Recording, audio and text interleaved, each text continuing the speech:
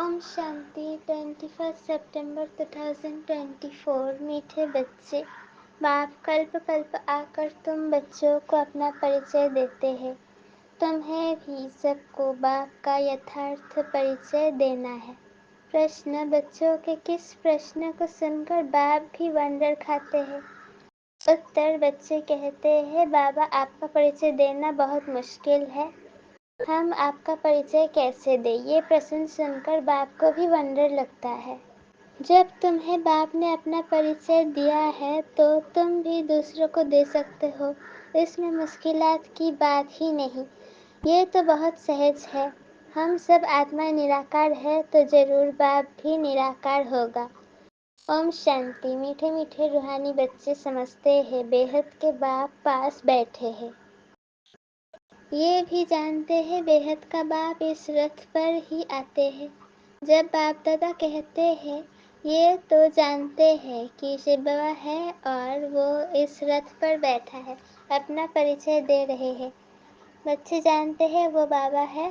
बाबा मत देते हैं कि रूहानी बाप को याद करो तो पाप भस्म हो जाए, जिसको योग अग्नि कहते हैं।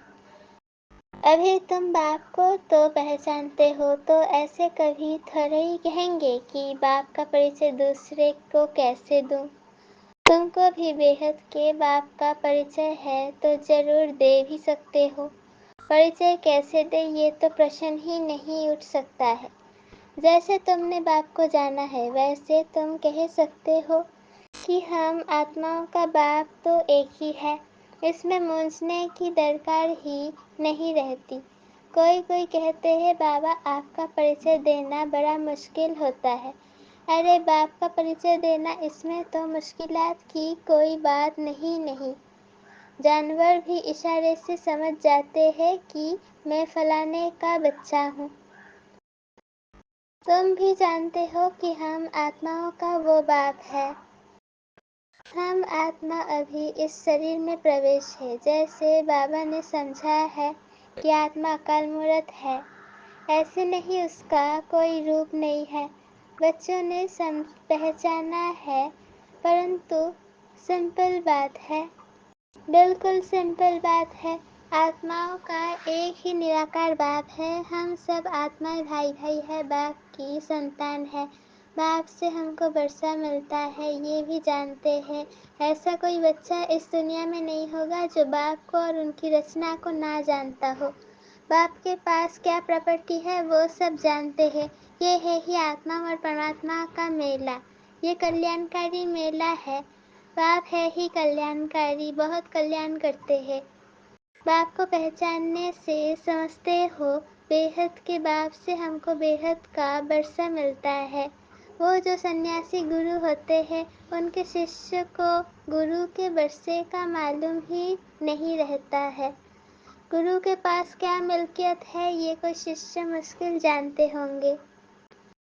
तुम्हारी बुद्धि में तो है, वो शिव बाबा है, मिल्कियत भी बाबा के पास होती है। बच्चे जानते हैं बेहद के बाप के पास मिल्कियत है, विश्व की बादशाही स्वर्ग। ये बातें सिवाय तुम बच्चों के और कोई की बुद्धि में नहीं है। लौकिक बाप के पास क्या मिल्कियत है वो उनके बच्चे ही जानते हैं। अभी तुम कहते हम जीते जी पारलौकिक बाप के बने हैं, उनसे क्या मिलता है वो भी जानते हैं। हम पहले शूद्र कुल में थे, अभी ब्राह्मण कुल में आ गए हैं। ये नॉलेज है कि बाबा इस ब्रह्मा तन में आते हैं, इनको प्रजापिता ब्रह्मा कहा जाता है। वो शिव तो है सब आत्माओं का फादर, इनको अर्थात प्रजापिता ब्रह्मा को ग्रेट ग्रेट ग्रैंड फादर कहेंगे। हम अब इनके बच्चे बने हैं। शिव बाबा के लिए तो कहते वो हाजिरा हजूर है, जानी जाननहार है। ये भी अब तुम समझते हो कि वो कैसे रचना के आदि मध्य अंत की नॉलेज देते हैं। वो सब आत्माओं का बाप है। उनको नाम रूप से न्यारा कहना तो झूठ है। उनका नाम रूप भी याद है। रात्रि ही मनाते हैं, जयंती तो मनुष्यों की होती है, शिव बाबा की रात्रि कहेंगे। बच्चे समझते हैं रात्रि किसको कहा जाता है। रात में घोर अंधियारा हो जाता है, अज्ञान अंधियारा है ना। ज्ञान सूर्य प्रगटा, अज्ञान अंधेर विनाश। अभी भी गाते हैं परंतु अर्थ कुछ नहीं समझते। सूर्य कौन है, कब प्रगटा, कुछ नहीं समझते। बाप समझाते हैं ज्ञान सूर्य को ज्ञान सागर भी कहा जाता है। बेहद का बाप ज्ञान सागर है। सन्यासी, गुरु, गोसाई आदि अपने को शास्त्रों की अथॉरिटी समझते हैं। वो सब है भक्ति, परंतु वेद शास्त्र पढ़कर विद्वान होते हैं। तो बाप रूहानी बच्चों को बैठ समझाते हैं। इनको कहा जाता है आत्मा और परमात्मा का मेला। तुम समझते हो बाप इस रथ में आए हुए हैं, इस मिलन को ही मेला कहते हैं। जब हम घर जाते हैं तो भी वो भी मेला है। यहाँ बाप खुद बैठ पढ़ाते हैं। वो फादर भी है, टीचर भी है। ये एक ही पॉइंट अच्छी रीति याद करो, भूलो मत। अब बाप तो है निराकार, उनको अपना शरीर नहीं है तो जरूर लेना पड़े। तो खुद कहते हैं मैं प्रकृति का आधार लेता हूँ, नहीं तो बोलूँ कैसे। शरीर बिगड़ तो बोलना होता नहीं। तो बाप इस तन में आते हैं, इनका नाम रखा है ब्रह्मा। हम भी शूद्र से ब्राह्मण बने तो नाम बदलना ही चाहिए। नाम तो तुम्हारे रखे थे, परंतु उसमें भी अभी देखो तो कई ही है नहीं, इसलिए ब्राह्मणों की माला नहीं होती। भक्त माला और रुद्रमाला गाई हुई है, ब्राह्मणों की माला नहीं होती। विष्णु की माला तो चली आई है। सूक्ष्म बतन में विष्णु को 4 भुजा वाला दिखा है, 2 भुजा लक्ष्मी की, 2 भुजा नारायण की। बाप समझाते हैं मैं धोबी हूँ, मैं योग बल से तुम आत्माओं को शुद्ध बनाता हूँ, फिर भी तुम विकार में जाकर अपना श्रृंगार ही गवा देते हो। बाप आते हैं सबको शुद्ध बनाने, आत्माओं को आकर सिखलाते हैं। तो सिखलाने वाला जरूर यहाँ चाहिए ना। पुकारते भी है आकर पावन बनाओ। कपड़ा भी मैला होता है तो उनका धोकर शुद्ध बनाया जाता है। तुम भी पुकारते हो है पतित पावन बाबा, आकर पावन बनाओ। आत्मा पावन बने तो शरीर भी पावन बने। तो पहली मूल बात होती है बाप का परिचय देना। बाप का परिचय कैसे दे, ये तो प्रश्न ही नहीं पूछ सकते। तुम तो बाप ने परिचय दिया है, तब तो तुम आए हो ना। बाप पास आते हो, बाप कहाँ है इस रथ में। ये है अकाल तख्त, तुम आत्मा भी अकाल मूर्त हो। ये सब तुम्हारे तख्त है जिस पर तुम आत्माएं विराजमान हो। वो तो अकाल तख्त जड़ हो गया ना। तुम जानते हो मैं अकाल मूर्त अर्थात निराकार, जिसका साकार रूप नहीं है। मैं आत्मा विनाशी हूँ, कब विनाश हो न सके। एक शरीर छोड़ दूसरा लेता हूँ। मुझ आत्मा का पार्ट अविनाशी नोंधा हुआ है। आज से 5000 वर्ष पहले भी हमारा ऐसे ही पार्ट शुरू हुआ था। 1 संवत से हम यहाँ पार्ट बजाने घर से आते हैं। ये है ही 5000 वर्षों का चक्र। वो तो लाखों वर्ष कह देते हैं, इसलिए थोड़े वर्षों का विस्तार में ही नहीं आता। तो बच्चे ऐसा कभी नहीं कह सकते कि हम बाप का परिचय किसको दे, कैसे दे। ऐसे ऐसे प्रश्न पूछते हैं तो वंडर लगता है। अरे तुम बाप के बने हो, फिर बाप का परिचय क्यों नहीं दे सकते हो। हम सब आत्माएं हैं, वो हमारा बाबा है। सर्व की सदगति करते हैं। सदगति कब करेंगे ये भी तुमको अभी पता पड़ा है। कल्प कल्प कल्प के संगम युग पर आकर सर्व की सदगति करेंगे। वो तो समझते हैं अभी 40,000 वर्ष पड़े हैं, तो पहले से ही कह देते नाम रूप से न्यारा है। अब नाम रूप से न्यारी कोई चीज थोड़ी ही होती है, पत्थर हित्तर का भी नाम है ना। तो बाप कहते हैं मीठे मीठे बच्चों, तुम आए हो बेहद के बाप के पास। बाप भी जानते हैं कितने ढेर बच्चे हैं। बच्चों को भी हद और बेहद से भी पार जाना है। सब बच्चों को देखते हैं, जानते हैं इन सबको मैं लेने लिए आया हूँ।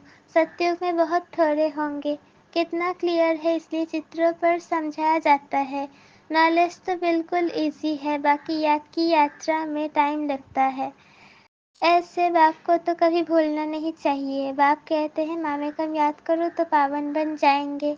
मैं आता ही हूँ पतित से पावन बनाने। तुम अकाल मूर्त आत्माएं सब अपने अपने तख्त पर विराजमान हो। बाबा ने भी इस तख्त का लोन लिया है। इस भाग्यशाली रथ में बाप प्रवेश होते हैं।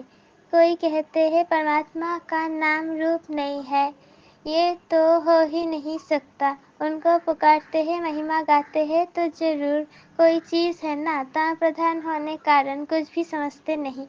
बाप समझाते हैं, मीठे मीठे बच्चों, इतनी 84 लाख योनियाँ तो कोई होती नहीं, है ही 84 जन्म।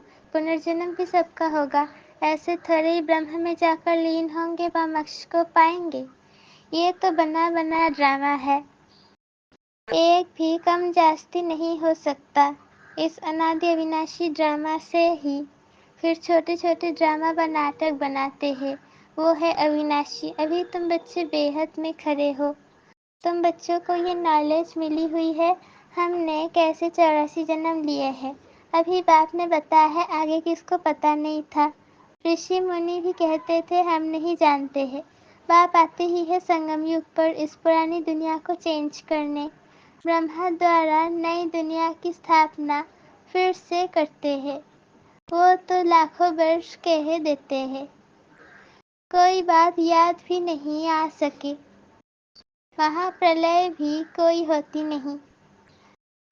बाप राजयोग सिखलाते हैं, फिर राजा ही तुम पाते हो, इसमें तो संशय की कोई बात ही नहीं। तुम बच्चे जानते हो पहले नंबर में सबसे प्यारा है बाप, फिर नेक्स्ट प्यारा है श्री कृष्ण। तुम जानते हो श्री कृष्ण है स्वर्ग का पहला प्रिंस नंबर 1।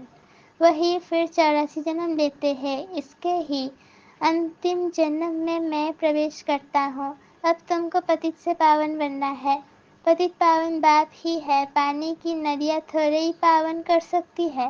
ये नदियाँ तो सतयुग में भी होती है, वहाँ तो पानी बहुत शुद्ध रहता है, किचरा आदि कुछ नहीं रहता। यहाँ तो कितना किचरा पड़ता रहता है। बाबा का देखा हुआ है, उस समय तो ज्ञान नहीं था, अभी वंडर लगता है पानी कैसे पावन बना सकता है। तो बाप समझाते हैं, मीठे बच्चे कभी भी मूंझो नहीं कि बाप को याद कैसे करें। अरे तुम बाप को याद नहीं कर सकते हो, वो है कुछ संतान, तुम हो एडॉप्टेड बच्चे। एडॉप्टेड बच्चों को जिस बाप से मिल्कियत मिलती है उनको भूल सकते हैं क्या? बेहद के बाप से बेहद की मिल्कियत मिलती है तो उनको भूलना थोड़ी चाहिए। लौकिक बच्चे बाप को भूलते हैं क्या? परंतु यहाँ माया का अपोजिशन होता है, माया की युद्ध चलती है, सारी दुनिया कर्म क्षेत्र है। आत्मा इस शरीर में प्रवेश कर यहाँ कर्म करती है। बाप कर्म अकर्म विकर्म का राज समझाते हैं। यहाँ रावण राज्य में कर्म विकर्म बन जाते हैं, वहाँ रावण राज्य ही नहीं तो कर्म अकर्म हो जाते हैं, विकर्म कोई होता ही नहीं। ये तो बहुत सहज बात है। यहाँ रावण राज्य में कर्म विकर्म होते ही, इसलिए विकर्मों का दंड भोगना पड़ता है। ऐसे थोड़े ही कहेंगे रावण अनादि है, नहीं। आधा कल्प है रावण राज्य, आधा कल्प है राम राज्य। तुम जब देवता थे तो तुम्हारे कर्म अकर्म होते थे।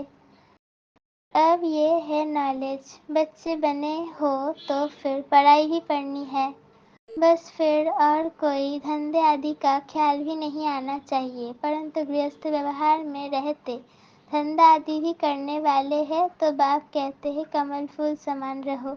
ऐसे देवता तुम बनने वाले हो, ये निशानी विष्णु को दे दी है, क्योंकि तुमको शोभेगा नहीं, उनको शोभता है। वही विष्णु के 2 रूप लक्ष्मी नारायण बनने वाले हैं, वो है ही अहिंसा, परमो धर्म, देवी देवता। ना कोई विकार की काम कटारी होती, ना कोई लड़ाई झगड़ा आदि होता। तुम डबल अहिंसक बनते हो, सतयुग के मालिक थे। नाम ही है गोल्डन एज कंचन दुनिया। आत्मा और काया दोनों कंचन बन जाती है। कंचन काया कौन बनाते हैं? बाप। अभी तो आयरन एज है ना। अब तुम कहते हो सतयुग पास हो गया है, कल सतयुग था ना, तुम राज्य करते थे, तुम नॉलेजफुल बनते जाते हो, सब तो एक जैसे नहीं बनेंगे। अच्छा, मीठे मीठे सिखिलते बच्चों प्रति माता पिता बाप दादा का याद प्यार और गुड मॉर्निंग। रूहानी बाप की रूहानी बच्चों को नमस्ते। हम रूहानी बच्चों की रूहानी माता पिता बाप दादा को याद प्यार गुड मॉर्निंग और नमस्ते। शुक्रिया बाबा, शुक्रिया। धारणा के लिए मुख्य सार पहला पॉइंट, मैं आत्मा अकाल तख्त नशीन हूँ। इस स्मृति में रहना है, हद और बेहद से पार जाना है, इसलिए हदों में बुद्धि नहीं फंसानी है। दूसरा पॉइंट, बेहद बाप से बेहद की मिल्कियत मिलती है, इस नशे में रहना है। कर्म अकर्म विकर्म की गति को जान विकर्मों से बचना है। पढ़ाई के समय धंधे आदि से बुद्धि निकाल लेनी है। वरदान, श्रीमत की लगाम को टाइट कर मन को बश करने वाले बालक से मालिक भव। दुनिया वाले कहते हैं मन घोड़ा है जो बहुत तेज भागता है, लेकिन आपका मन इधर उधर भाग नहीं सकता क्योंकि श्रीमत का लगाम मजबूत है। जब मन बुद्धि साइड सीन को देखने में लग जाती है तो लगाम ढीला होने से मन चंचल होता है। इसलिए जब भी कोई बात हो, मन चंचल हो तो श्रीमत का लगाम टाइट करो तो मंजिल पर पहुंच जाएंगे। बालक सो मालिक हो, इस स्मृति से अधिकारी बन मन को अपने बश में रखो। स्लोगन, सदा निश्चय हो कि जो हो रहा है वो भी अच्छा और जो होने वाला है वो और भी अच्छा, तो अचल अडुल रहेंगे। सदा निश्चय हो कि जो हो रहा है वो भी अच्छा और जो होने वाला है वो और भी अच्छा, तो अचल अडुल रहेंगे। ओम शांति।